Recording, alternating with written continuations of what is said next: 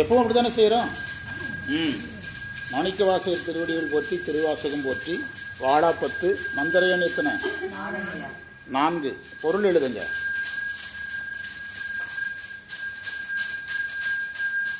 இறைவன் முப்புறத்தை எரித்தவன்,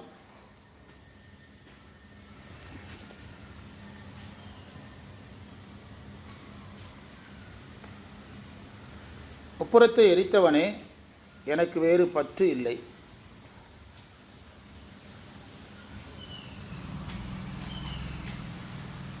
தில்லையில் இருப்பவனே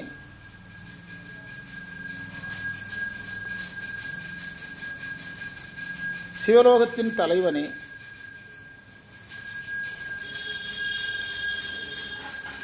இந்த மந்திரம் நடத்தின ஞாபகம் வருது எனக்கு. சிவலோகத்தின் தலைவனே, திருப்பெருந்துறையில் எழுந்தருளியவனே, இந்த மந்திரம் நடத்தின ஞாபகம் வருது.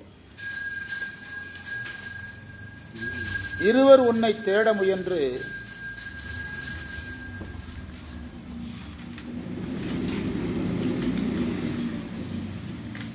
இதே கான்செப்ட் முன்னால வருதுன்னு நினைக்கிறேன். இருவர் உன்னை தேட முயன்ற போது கீழ் நடு மேல் இவற்றை ஊடுருவி, இந்த கான்செப்ட் முன்னால வருது. ஊடுருவி முதலும் முடிவும் தோன்றா நிலையில் இருந்தாய். அந்த அம்மா சொன்னா பார்த்தீங்களா, அந்த வையாபுரி ஐயா மாணவர் ஞானமே வடிவமாக, அதை இதில் சேர்த்துக்கிடணும். அந்த முதலும் முடிவுங்கிறது சொரூபம், ஞானமே வடிவமாக இருக்கும்.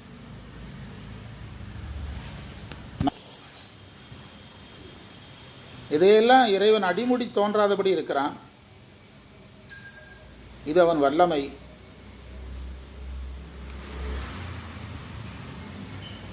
இந்த உலகத்தில் நான் வாழ மாட்டேன்,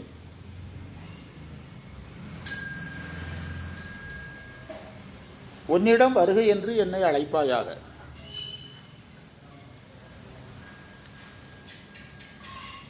வல்லை என்றால் விரைவு என்று பொருள்.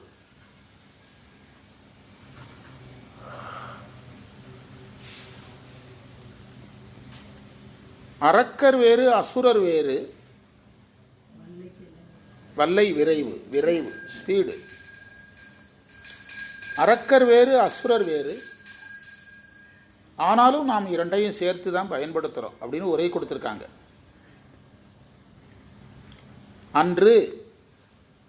அன்றுன்னா பண்டை காலத்தில், புராண காலத்தில்.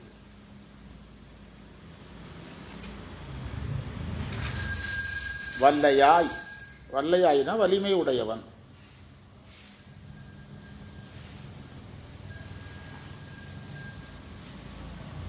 ஒவ்வொரு கான்செப்டா பார்ப்போம். வலிமையுடைய அசுரர்களின் முப்புறத்தை எரித்தான்.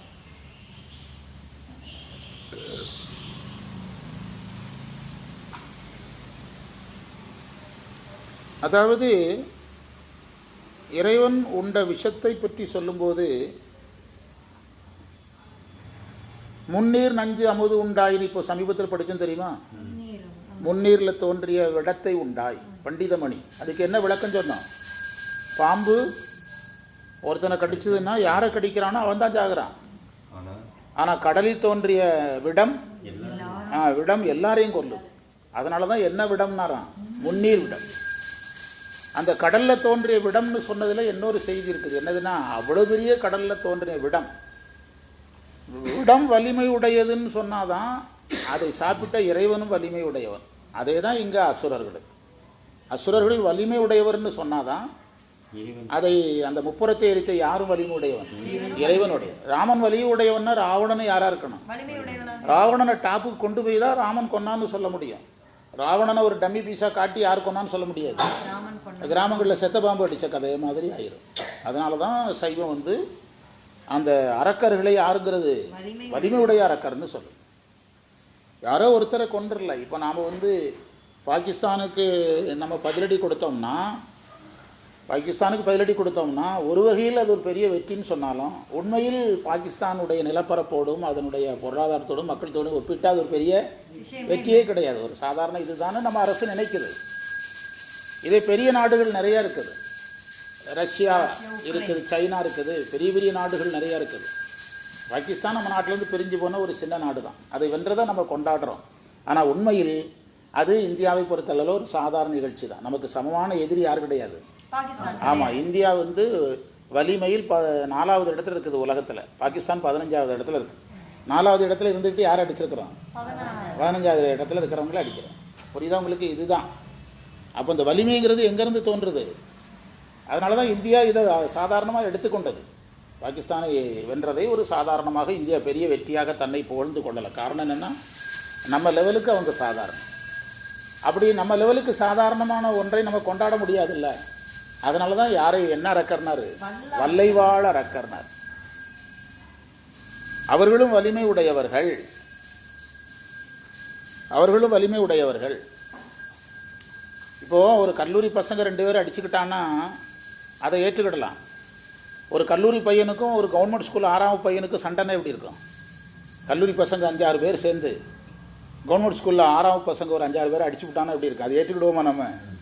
புரியுதா? வலியார் முன் தன்னை நினைக்க தான் தன்னின் வெளியார் மேல் செல்லும் இடத்து. வள்ளுவர் சொல்கிறார், வலியார் முன் தன்னை நினைக்க தான் தன்னின் வெளியார் மேல் செல்லும் இடத்து. அந்த திருக்குறளுக்கு என்ன அர்த்தம்னா, உன்னை விட மெலிஞ்சவனை வந்தால் நொங்கு நொங்குன்னு அடிக்கிற, உன்னை விட வலிமைன்னு வந்தோன்னா ஐயா சாமி விட்டுருங்கன்னு கும்பிடுற அப்படின்னு சொல்கிறார் வள்ளுவர். உனக்கு வலிவன் முன்னால் நீ எப்படி அடங்குறியோ அதே மாதிரி உனக்கு எளியவன் முன்னால் அதை கொஞ்சம் நினச்சி பாருங்கிற, ஃப்ளாஷ்பேக்கு போங்கிறார். உன்னை விட பெரிய ஆளை பார்த்தா நடுங்கிற, உன்னை விட சின்ன ஆளை பார்த்தா பந்தா விடுற, இதெல்லாம் கொஞ்சம் யோசிக்கப்பா அப்படிங்கிறார். வலியார் முன் தன்னை நினைக்க தான் தன்னின் வெளியார் மேல் செல்லும் இடத்து. இப்போ நான் ஒருத்தருக்கு 1000 ரூபா கடன் கொடுத்துருக்குறேன். 10 வட்டி, 1000 ரூபாய்க்கு 100 ரூபா எனக்கு தரணும். அவனை நடு ரோட்டில் சட்டையை பிடிச்சி எடுத்து சண்டையை போடுறேன். அடுத்த தெருவுக்கு போகிறேன், அங்கே 1 லட்ச ரூபா எனக்கு கடன் கொடுத்த ஒருத்தன் வர்றான். அவன் என்னையும் அதே மாதிரி பண்ணுறான். இப்போ நான் என்ன யோசிக்கணும்? 1000 ரூபாய்க்கு என்ன ஆட்டம் ஆடணும். ஆனால் அங்கே நம்ம கையை கட்டி நிற்கிறவங்க யோசிச்சா யாருக்கிட்ட ஆட மாட்டோம். இதுதான் இந்த வலிமையின்மை சம்பந்தப்பட்ட விஷயங்கள். புரியுதா? அதை இதில் வைத்து சொன்னார். வல்லைவாளர்கள் புறமறித்தானே. ஒரு கான்செப்ட் கிடைச்சா அதை எத்தனை கோணத்தில் பார்க்க முடியும்னு நீங்கள் பார்த்தீங்கன்னா மட்டும்தான் திருமுறை பண்ண முடியும். இல்லைன்னா நீங்கள் லைஃப் லாங்கு யாரை சார்ந்திருப்பீங்க? உரையை சார்ந்திருப்பீங்க. உரைக்கு வெளியே உங்களால் போகவே முடியாது. ஈரோட்டை நான் சொன்னேன்ல, திருமுறை பேசுபவனுக்கு என்ன ஆற்றல் இருக்கணும்? உரை எழுதுகிற ஆற்றல் இருக்கணும். அதை இதில் சொன்னார். பிறகு எனக்கு வேறு பற்று இல்லைங்கிறது பதிகமே என்னது தான். இந்த பதிகத்தை நான் சுருக்கி சொல்லியிருக்கிறேன். பற்று விட்டவனுக்கு வீடு பேர், அவ்வளோதான். இந்த பதிகம் எழுதப்பட்ட நோக்கமே அதுதான். பற்று விட்டவனுக்கு மோட்சம் உண்டு, பற்று விடாதவனுக்கு கிடையாது, அவ்வளோதான். அதுதான் அதில் சொல்கிறார். தில்லையில் இறைவன் இருக்கிறார்னு ஏன் சொல்கிறாருன்னா, இறைவன் ஐந்தொழிலில் அருளல் ஒரு தொழில். 5 தொழிலில் என்னது ஒரு தொழில்? அருளல் ஒரு தொழில். மாயை தன்னை உதறி வல்வினையை சுட்டு அந்த மந்திரத்தை இதில் பொறுத்துனீங்கன்னா புரிஞ்சிடும் ஏன் தில்லை வருதுங்கிறது புரியும். தில்லையை ஏன் சொல்கிறாங்கிறதுக்கு நீங்கள் அந்த வெண்பாவை பொருத்தணும். மாயை தன்னை உதறி வல்வினையை சுட்டு மலம் சாய் அமைக்கி நேயத்தால் ஆனந்த வாரிதியில் ஆன்மாவை அழுத்தல் தான் எந்த யார் பரதம் தான். அப்போ நடராஜர் அங்கே உள்ளே ஏன் கொண்டு வர்றாருன்னா, நடராஜர் தான் நமக்கு இந்த பற்றுகளை நீக்கணும், அவர் தான் இந்த மும்மலங்களை நீக்கணும். அதனால தான் யார் மேலே வச்சு சொல்கிறாரு? நடராஜர் மேலே வச்சு இந்த செய்திகளை நடராஜர் தான் மாயையை நீக்கணும், வினையை நீக்கணும். வினை மாயை நீங்காமல் எது போகாது? பற்று போகாது. நடராஜரை முன்னிறுத்துறதுக்கான காரணத்தை இப்போ தான் சிந்திக்கிறோம். எல்லா மந்திரத்திலும் நடராஜர் வர்றாரு, ஆனால் நம்ம இப்போ தான் சிந்திக்கிறோம். அந்த உண்மை விளக்கத்தில் அது கடைசி மந்திரங்கள், நடராஜ மந்திரங்களை எல்லாம் இணைக்கணும். 2-3 மந்திரங்கள் கடைசியில் வரும். மோனந்த மாமுனிவர் மும்மலத்தை மோசித்து ஆனந்தமான இடத்தை தங்கியிடும் ஆனந்தம் உண்டு இருந்து அப்படின்னு ஒரு மந்திரம் வருதில்ல, அதையெல்லாம் பொருத்தணும். அதுக்காக தான் நடராஜரை சொன்னார், சிவலோக மன்னன் என்பது வீடு வேறு தருபவன் அவன் மட்டும் எழுதியிருக்கிறோம். திருப்பெருந்துறை குருவுக்கான குறிப்பு. அயன்மால் தேடி காணாமைக்கு என்ன காரணம்? அவர்களிடத்தில் இருந்த பக்குவ குறைவு, அகங்காரம், அறியாமை, ஒரு தவறு நோக்கத்தில் இருந்தது. எதில் தவறு இருந்தது?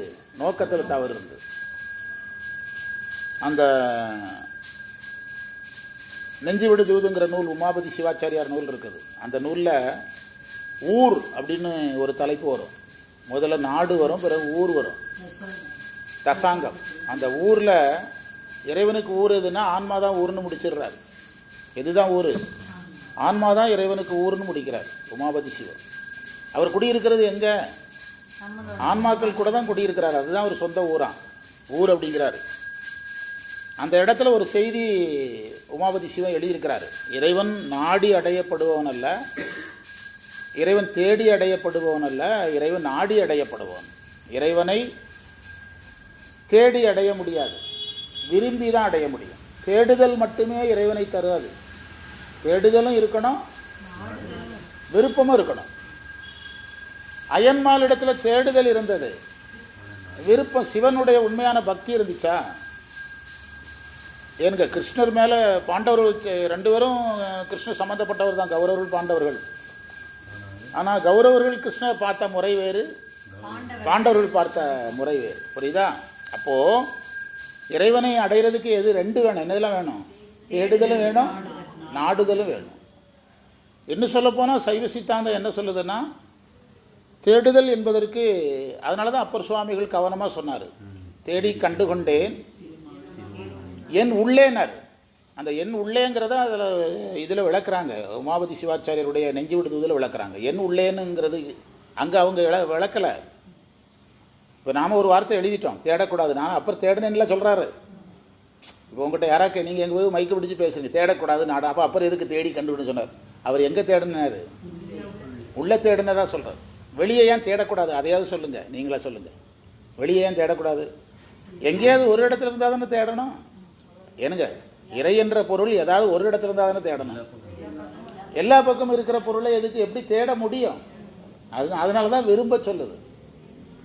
அவங்க 2 பேருக்கும் சைவ சித்தாந்தம் ஒரு பாடம் கற்பிக்கிற. எங்கும் இருக்கிற பொருளை எதுக்கு தேடுறீங்க? இப்போ நீங்கள் எல்லாரும் இங்கே இருக்கிறீங்களா? இல்லாதவங்க இப்போ நாங்கள் வந்த உடனே இல்லாதவங்களுக்குலாம் ஃபோன் வந்தது, வகுப்பில் இல்லாதவங்களுக்குலாம் ஃபோன் வந்தது. தேடணும். நீங்கள் இல்லாதனால நீ இருந்தால் எதுக்கு தேடுறோம்?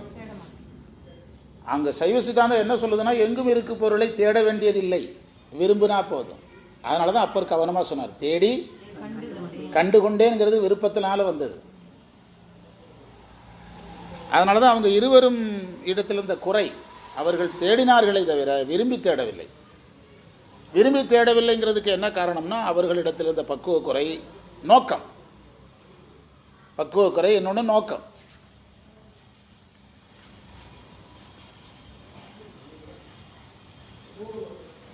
இறைவன் தேடுதலுக்கு அகப்படாதவன்கிறத தான் வல்லவன் அரு, ஊடுருவி நிற்கக்கூடிய வல்லவன்.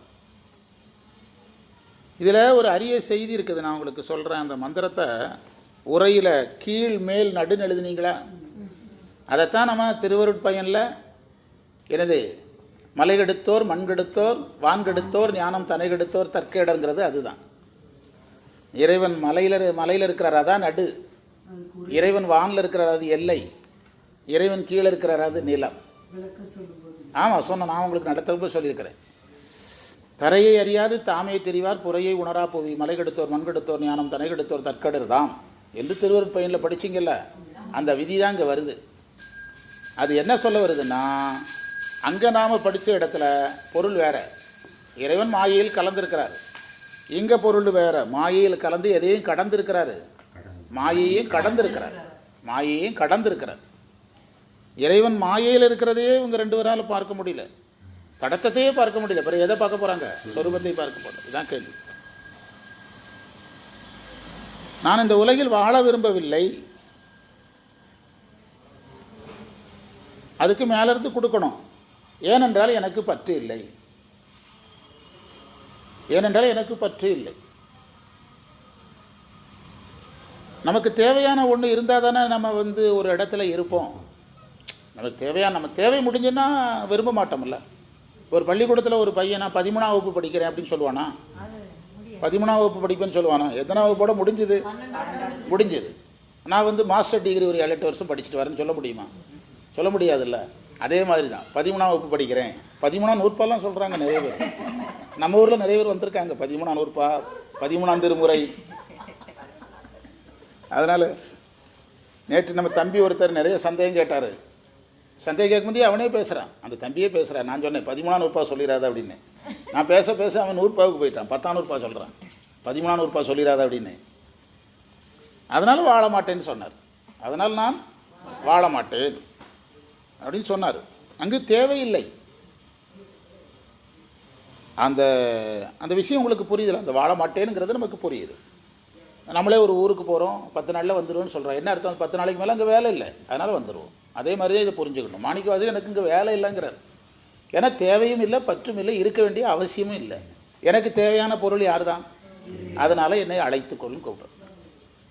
இதே பாட்டை நம்ம பாடணும்னா, இப்போ மாணிக்கவாசகர் வருகன்னு சொன்னோன்னே நீங்கள் வந்து கூட்டு போயிட்டீங்க அப்படின்னா அது மாணிக்கவாசகருக்கு. நேற்று தான் சொன்னேன் ஈரோட்டில். நமக்கு என்ன சொல்லுவார்னா, நீ தேவாரம் பாடுனதாக நோட் பண்ணிக்கிடுறான், அவ்வளோதான். புரியுதா? வாழாப்பத்தில் 4வது பாட்டை பாடுனா அவ்வளோதான். அதற்கான பலனெல்லாம் என்ன செய்ய முடியாது, தர முடியாது. அதுக்கு நிறைய நாள் ஆகும் அப்படின்னு சொல்லுவார்.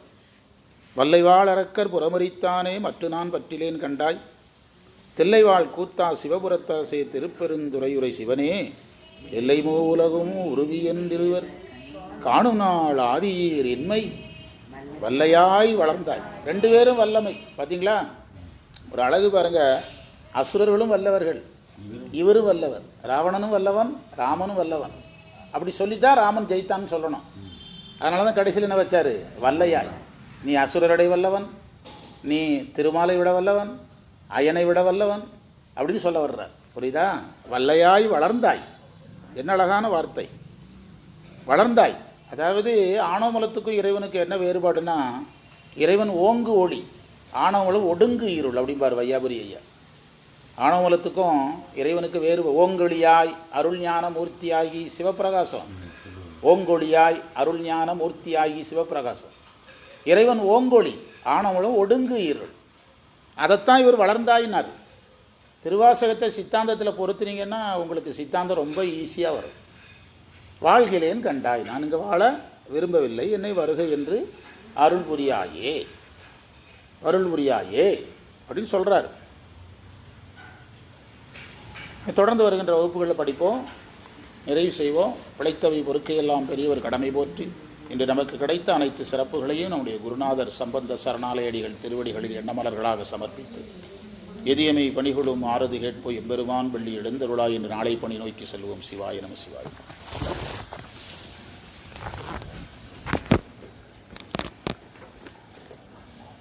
தேவார திருவிழா வந்தவர்